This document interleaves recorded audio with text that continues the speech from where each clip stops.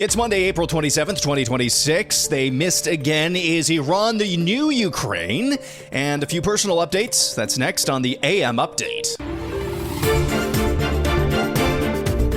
Back again. Thanks for understanding my absence last week. We'll talk about that at the end of today's episode. But first, really the only story anybody's talking about over the weekend is what went down at what didn't end up being the White House Correspondents Association's dinner. Here's the timeline of events on Saturday evening as a gunman fired shots in the hotel hosting White House Correspondents Association dinner. Around 8:35 Eastern time that night, guests at the Washington Hilton dinner took cover when shots were heard. Video footage emerged showing people dodging underneath tables and chairs and generally trying to get out of there. Several members of the Trump administration, its cabinet, were in attendance as well. Secret Service swarmed the stage, rushed Trump and Vice President Vance off the stage. Sole gunman had rushed, as we came to find out, had rushed a Secret Service checkpoint in a lobby. The suspect charged the Secret Service checkpoint in the lobby and was armed with a shotgun, a handgun, and multiple knives.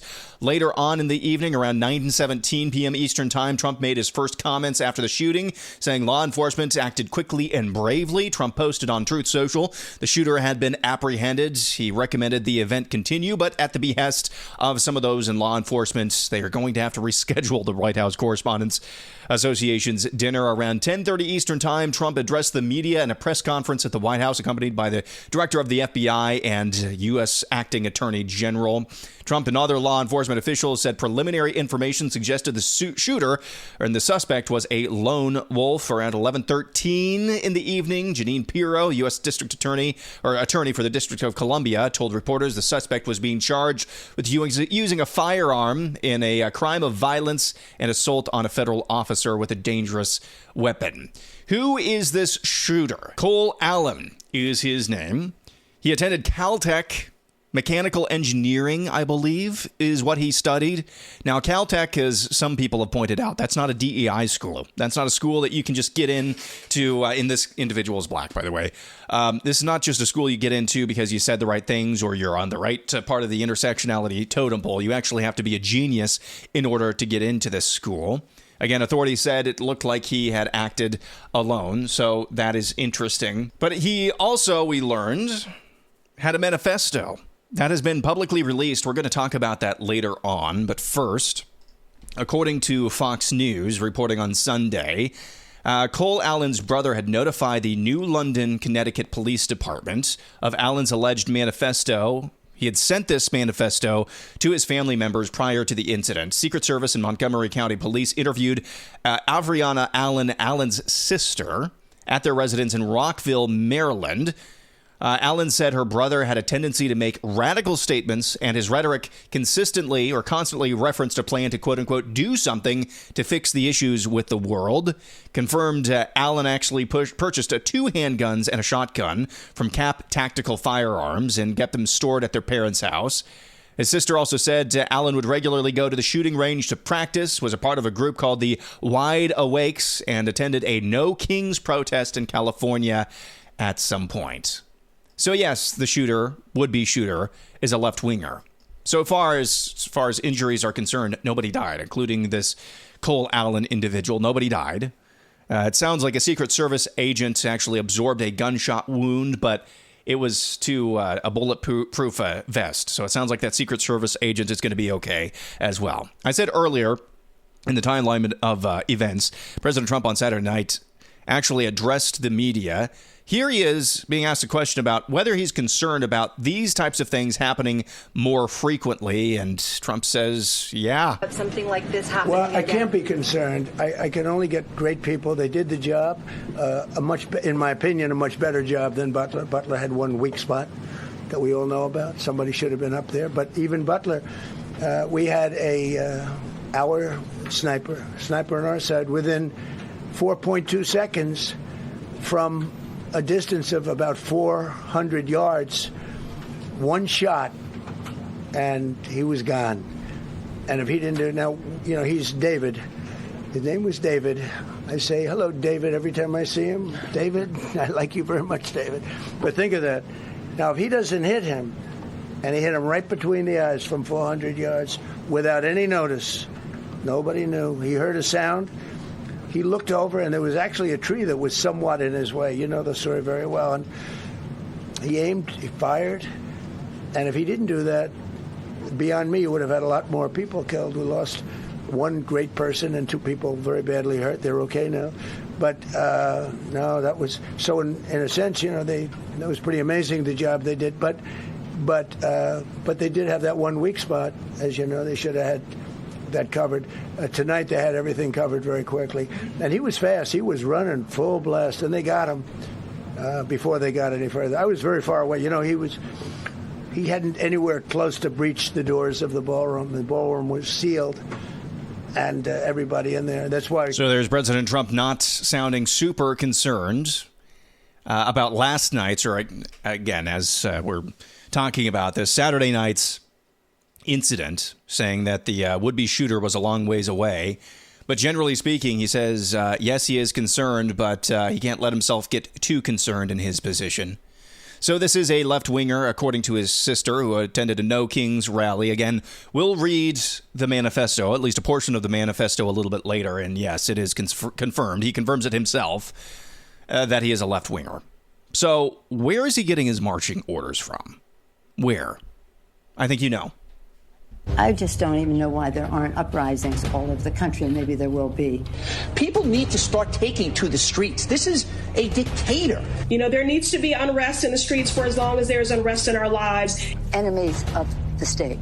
Show me where it says that protests are supposed to be polite and peaceful. Do something about your dad's immigration practices, you feckless. When they go low, we kick. How do you resist the temptation to run up and wring her neck? Biggest terror threat in this country. So that is just about 30 seconds of a 2.5-minute clip that always makes the rounds when there's a left wing, which there shouldn't be an always makes the rounds when there's a left wing, would-be assassination or an assassination attempt. But that kind of speaks to where we are. What also makes the rounds, or what also speaks to where we are, is that this montage, I believe it's produced by the big right-wing account, End Wokeness. It's not even that recent. The most recent posting of that montage, September 15th of 2024. And I believe it goes back even further than that. I think that was just the most recent posting of that montage of Democrats just, again, stirring up, they know what they're doing, stirring up these radical, unhinged elements within their ranks. Pictures emerged as some of the attendees of the Correspondents Association dinner, as they attempted to leave the Hilton hotel. Protesters out on the street holding up signs. One of them says, death to all of them. Death to tyrants. Again, somebody just tried to carry that out, and that's what they're holding up. That's what the protesters outside are holding up. It broke my heart again. Seeing this video of Erika Kirk. She was in attendance. Erika Kirk was in attendance at the White House Correspondents Association dinner when those shots rang out. And she was seen on video exiting the event in tears, just saying, I want to go home. It's just maddening and sickening. The circumstances that poor woman continually finds herself in. Of course, there was some callback. I don't know if you want to call it PTSD or maybe there's a more precise term. But the horrifying notion that probably went through her head in very rapid succession. I hear gunfire close by. It reminds me of seeing hearing the gunfire on the videos of my husband getting murdered. Oh, those gunshots that I hear now, those are not on a video. Those are happening really here, right now. Where are my children? I imagine that's probably went through her head in rapid succession. So that's enough on what went down at the Hilton Hotel. Another would-be assassination attempt on multiple members of the Trump administration. Fortunately, nobody died. Only one, from what we learned now, minor injury so far. We're going to talk more about this and more about this Cole Allen individual and his manifesto coming up in just a little bit. Let's talk about Iran, though. I have some hard-hitting analysis Late last week, President Trump announced no meeting between the United States and Iran in Pakistan. You probably heard that we canceled the trip. We have all the cards. We're not going to spend 15 hours in airplanes all the time going back and forth to be giving a document that was not good enough. And so we'll deal by telephone, and they can call us anytime they want. Again, we have all the cards. They have no military left, practically. They have no leaders left. We don't know who the leaders are. Nobody knows who the leaders are. I don't think they know who the leaders are. See, my analysis is basically what you just heard there from Trump. Maybe for different reasons, maybe a lot different reasons. But here's my hard-hitting analysis on Iran at this point. I have no idea. No idea. I have no idea. Because of what Trump said there.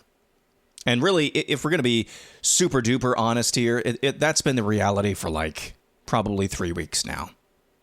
Now, I really hope that this conflict comes to its conclusion relatively quickly.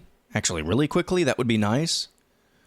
My analysis of the Iran conflict is basically going to be the price of crude oil, which is still elevated. It's not in the plus $100, dollars per barrel range that we saw at times.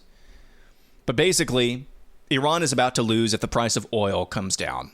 Iran is still kind of gumming things up, not winning, but gumming things up if the price of oil remains elevated per barrel. That's the long and short of my analysis on the Iran conflict, because I'm out of this. Whether this is the new Ukraine or the United States Ukraine, no, it's not. And anybody telling you that is probably maybe just having a bad day, but it's not the Ukraine. Ukraine, nobody knew what was happening ever, as a rule. Nobody knew why we were there, what the point was. Not why we were there, why Russia was there. Why are we getting involved ourselves? Now, it turns out maybe there was some benefit in training on some of this next-gen warfare. But it wasn't just fog of war. It was basically the brick wall of war. There was no real dependable information out of Ukraine. When it comes to Iran, though, I think the military success, even if 25% of what we've been told from our own side is true, in what universe would that not be considered a rousing triumph? So I don't think this is America's Ukraine at all. But I do think it's really foggy right now, what's actually happening now and what happens next. When we come back, a little oopsie from Karoline Leavitt. Also, a little funny from Secretary of State Marco Rubio, and the manifesto of the White House Correspondents Association dinner would-be shooter, Cole Allen. It's coming up next.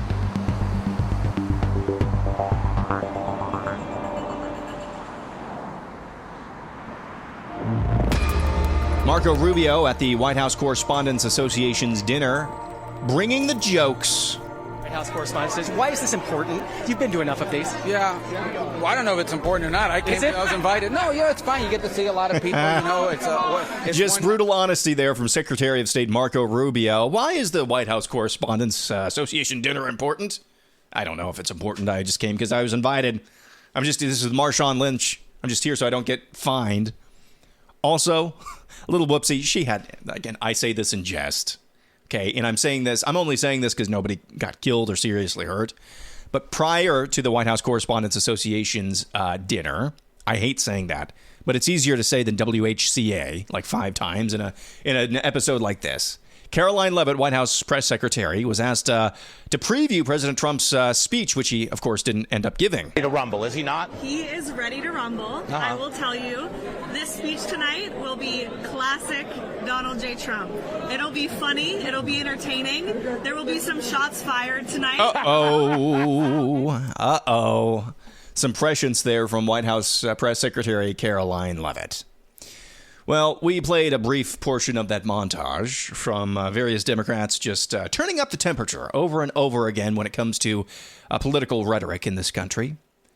One of the Democrats, for some reason only Allah knows, maybe it's just because he's popular on streaming platforms. And I say Allah, I think apropos in this case, Hasan Piker. I think he's a Twitch streamer, at least used to be a Twitch streamer. He is just the most virulent and rabid leftist. He's also an Islamist as well. He's an Islamunist.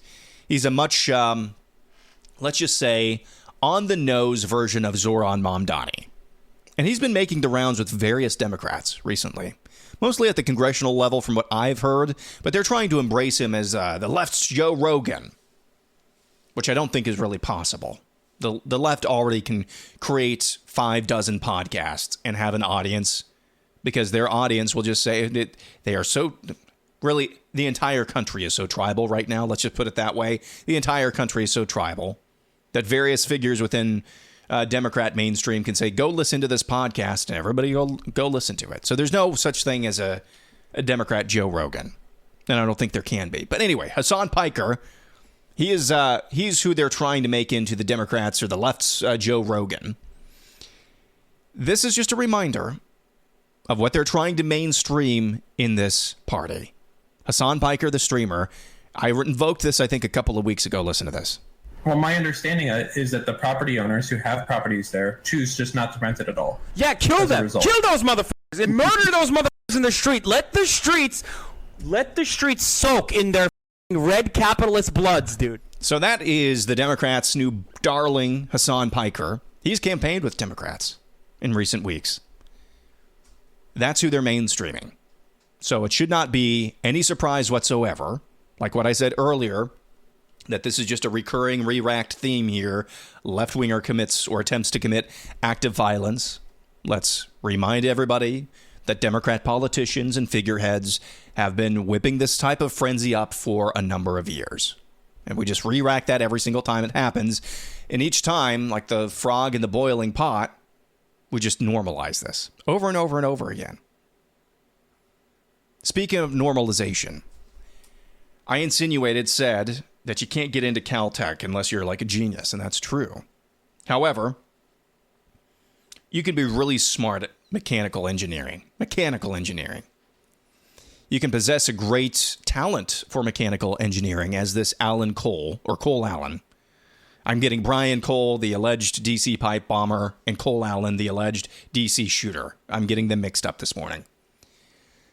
Cole Allen, mechanical engineer, Caltech, genius. Probably. Doesn't mean you're a genius at worldview. Doesn't mean you're a genius at necessarily picking apart complex moral realities. Doesn't mean that you're necessarily in possession of a societal framework that kind of shapes the way you view the world. You could be a genius at mechanical engineering and a complete and total backwards hillbilly when it comes to some of these issues. Theology, philosophy, what have you. I think this Cole Allen guy fits into that camp. Very smart, but when it comes to matters of existential nature, very stupid. Retarded, even. He released a manifesto, or he put out a manifesto. New York Post got a hold of it and published it. I'm going to read about the first half of it. It's about 1,000 words long. I'm going to read probably less than half of it. Here is Cole Allen's manifesto, breaking down why he did what he tried to do the other night at the White House Correspondents Association dinner. Quote, "Hello, everybody. So I may have given a lot of people a surprise today. Let me start off by apologizing to everyone whose trust I abuse. I apologize to my parents for saying I had an interview without specifying it was for Most Wanted. I apologize to my colleagues and students for saying I had a personal emergency. By the time anyone reads this, I probably most certainly do need to go to the ER, but can hardly call that not a self-inflicted status. I apologize to all the people I traveled next to, all the workers who handled my luggage, and all the other non-targeted people at the hotel who I put in danger simply by being near. I apologize to everyone who was abused and or murdered before this, to all those who suffered before I was able to attempt this, to all who may still suffer after, regardless of my success or failure. I don't expect forgiveness, but if I could have seen any other way to get this close, I would have taken it. Again, my sincere apologies. On to why I did any of this, I am a citizen of the United States of America. What my representatives do reflects on me, and I am no longer willing to permit a pedophile, rapist, and traitor to coat my hands with his crimes. Well, to be completely honest, I was no longer willing a long time ago, but this is the first real opportunity I've had to do something about it. While I'm discussing this, I'll go over my expected rules of engagement, probably in a terrible format, but I'm not on military standards, so too bad. Administration officials, not including Mr. Patel, they are targets prioritized from highest ranking to lowest. Secret Service, they are targets only if necessary and to be incapacitated non-lethally if possible, aka I hope they're wearing body armor because center mass with shotguns messes up people who aren't. Hotel security, not targets if at all possible, aka unless they shoot at me. Capitol Police, same as hotel security. National Guard, same as hotel security. Hotel employees, not targets at all. Guests, not targets at all. In order to minimize casualties, I will also be using buckshot rather than slugs.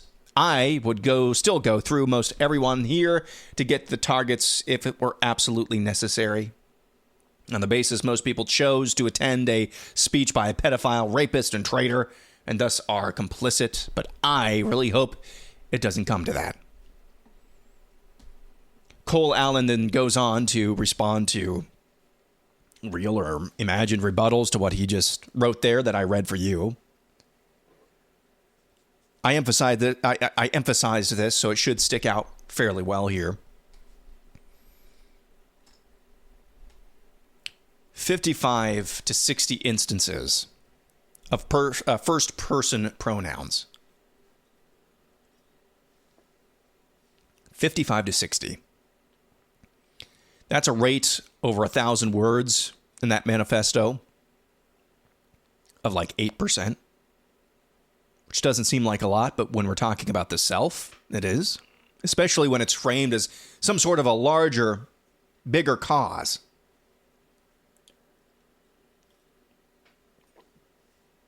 But that's not what this is about. This is the heart of what leftism, communism, Islamism, this is what it does. It's not about the higher cause, it's about the self, making the self God.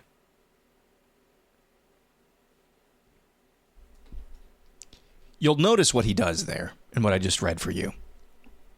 And I'm reading this. I usually would not read manifestos, but I'm reading this because I think it's instructive that this is a phenomenon that many leftists, I believe, possess.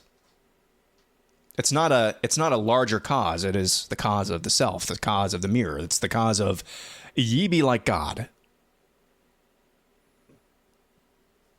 You'll notice what he did. The cause, hey, I don't want to have my hand stained with allowing a rapist, a pedophile to continue to run this country. The cause is the frame there. But the rest is just him talking about himself. He named victims, people in detention camps, children, fishermen. Can't remember if we read that or if that's in the other part of the manifesto.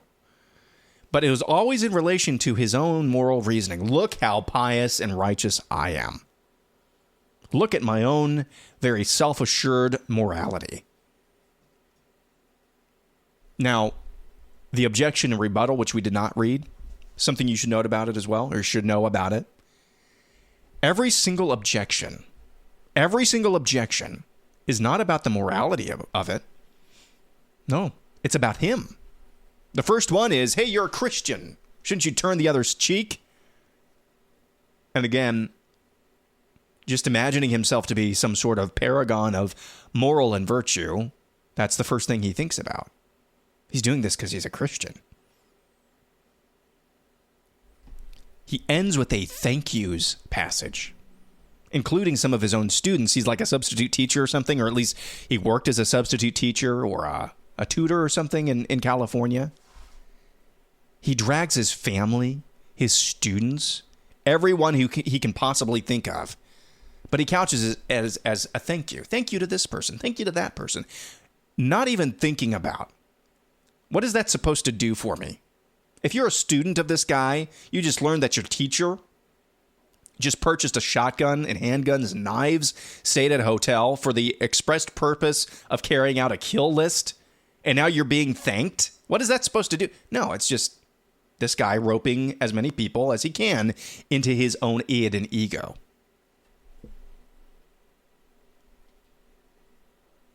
This is the heart of leftism. It is ye be like God. Cole Allen couched this entire thing. He couched this entire thing as being part of some bigger cause. But that's not what he actually wrote. The cause was him. The cause was, look at me. The cause of, look how cool I am. Look at me. I'm the people we've been waiting for. And that's why I wanted to read that this morning and point out a few of those things to you. Let's get to this. We're running low on time.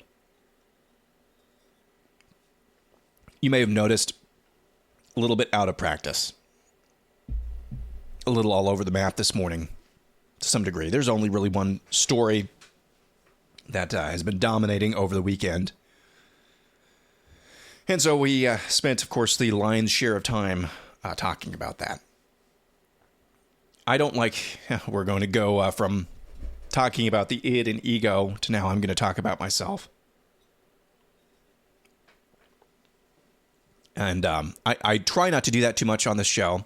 Sorry, I'm taking drinks of water, Marco Rubio style here. Try not to talk about myself too much. What I've repeated is that let's just get right to the content. Minimal introduction, tease, intro for like 10 seconds, and then we're right to the content. No boilerplate information. You know, I ask for reviews and stuff once a week on Fridays in the second segment, not off the top of the show, normally speaking. And I don't even say who I am until the very end. The last thing you hear is, I'm Aaron McIntire, and this is the AM Update. So I don't like talking about myself much.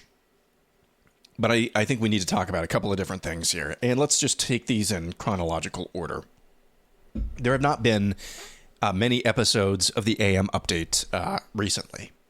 It's been very sporadic. And a big part of that is the ongoing, for now, going on 8 months, issues I've had with my podcast host, Liberated Syndication. And the way that I think about this podcast is I'm providing, I hope, something of value for you to listen to first thing in the morning, to get you caught up to on stories you need to know from my own kind of unique perspective, kind of maybe not, but at least it's a perspective that's maybe not broadly available. So I see it as a service. I try to take my own editorializing out of it as much as I can, at least in the first segment, maybe a little bit more as things go on. So I try to provide something of value for you. So there's the value for you. You're trading your time to listen to this podcast. Now, where the value comes from me is that I'm able to monetize it, and my host is one of the few platforms that I know, because I've been able to monetize it through programmatic advertising for years now. It's one of the only hosts that I know can do this for me. So that's where the value comes from me. I'm trading my time to provide a good product for you, and my family gets a little extra income. So that has been the hang up when it comes to switching podcast hosts. So I'm saying this because a lot of people have asked, hey, why don't you just switch podcast hosts? It's more complicated than that, because this is a core part of the value for me. So I've had these issues with my podcast host not allowing me to just publish episodes. For going on 7 or 8 months, the biggest point of friction is not actually doing the content, it's actually distributing it, which should be the least amount of friction. It's really simple syndication, RSS. I think that's what it stands for. It's a technology that's been around almost as long as the internet. So that's been one thing. So that affected a couple weeks ago my ability to do this show, put it out there at all. So that's why I was gone a couple of weeks ago. I do think I found some workarounds now, and I'll talk about that in a little bit. I said last Monday that I would be back on Tuesday with some housekeeping. I was going to update you on that, what I just told you. I think I found a workaround. It's more work. It is really annoying, but I think I found a consistent workaround to be able to get this show up every single day. If you've listened to AM Update for a while, you would have heard late last year I was out for a few days as well because my wife and I were eagerly anticipating the coming of our third child, and in between trimesters 1 and 2, had another checkup and found that we lost that baby. That was late last year.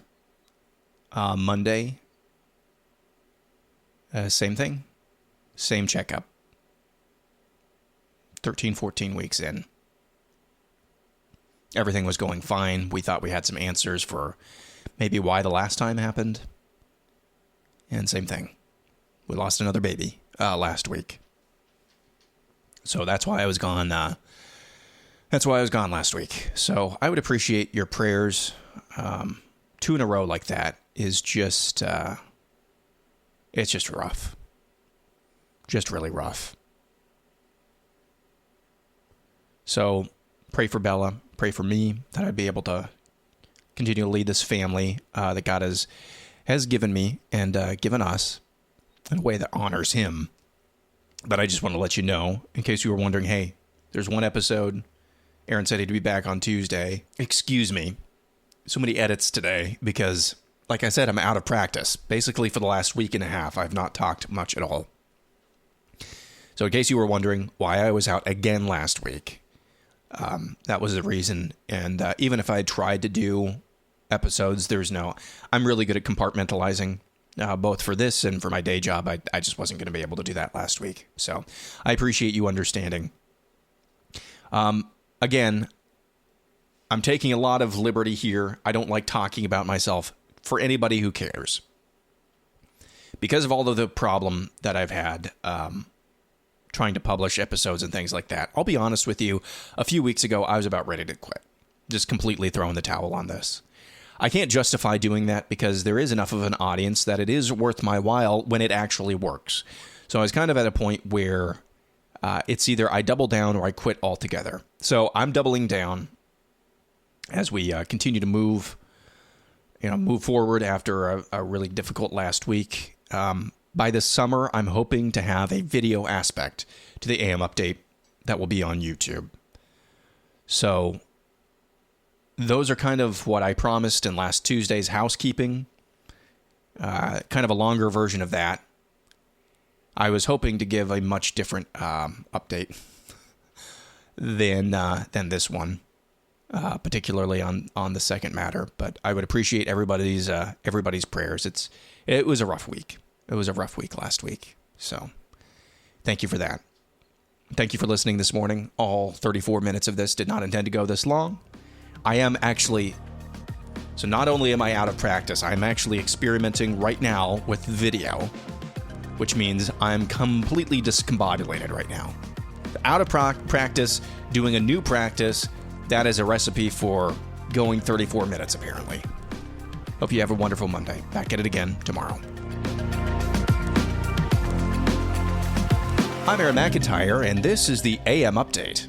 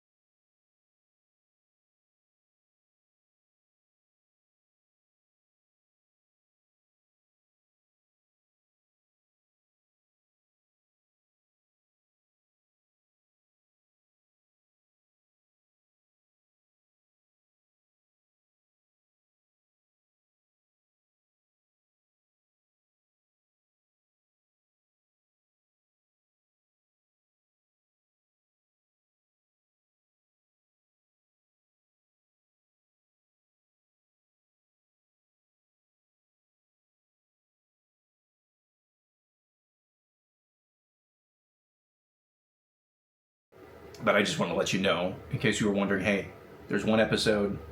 Aaron said he'd be back on Tuesday, and then he wasn't here the rest. Excuse me, the rest of them.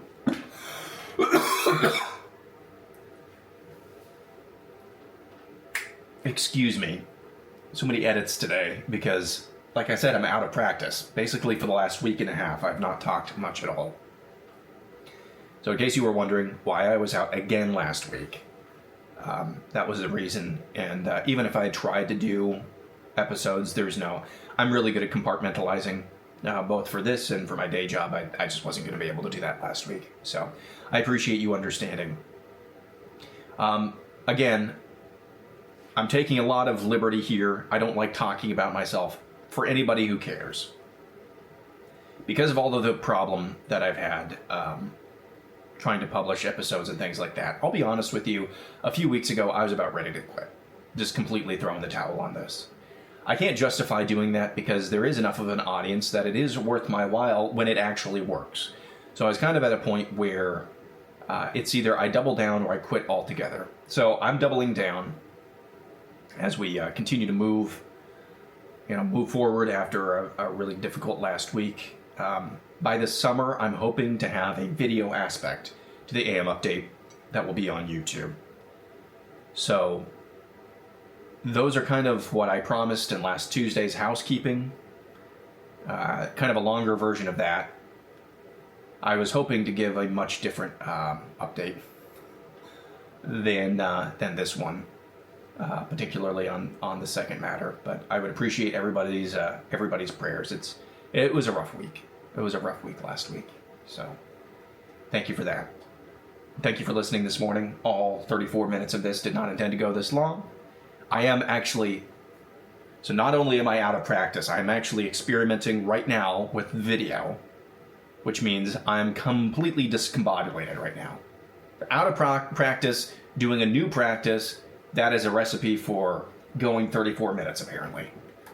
Hope you have a wonderful Monday. Back at it again tomorrow. I'm Aaron McIntire, and this is the AM Update.